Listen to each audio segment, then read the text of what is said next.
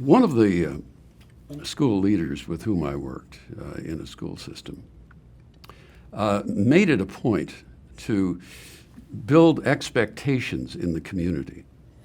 Sometimes people will say, well, life is more comfortable with lower expectations. I don't believe that's true. I think that's very difficult. But if we can work with our communities to build high expectations through being connected, then that gives us permission to do all of those things that we know need to be done to truly educate our kids. We want high expectations.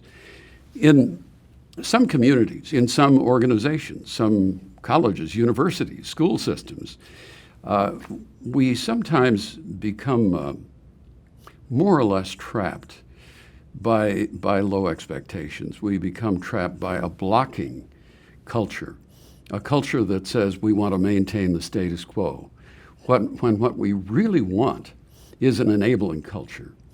And in our communication, in being connected, we need to bring that community along so that people will enable us to move education into the future.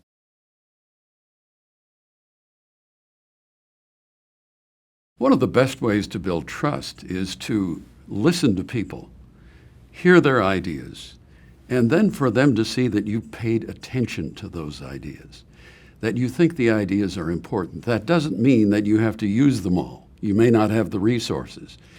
But if people can trust that you've heard them, if they can trust that you care about their ideas, if you ask good questions, if you try to understand, then people will say, this is a person who really cares.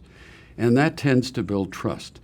Also, if we do what we say we're going to do, that can build trust because dependability is extremely important. If we say we're going to do something or say we're not going to do something, and if we follow through, people will say, well, I may not have agreed with the decision, but I certainly trust the person.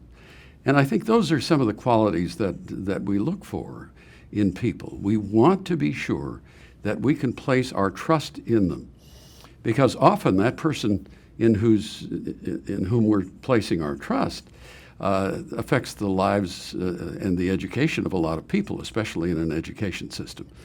So trust is extremely important, and I think authenticity as well. There are occasions when people will pick up a favorite role model and they'll try to act out that role model.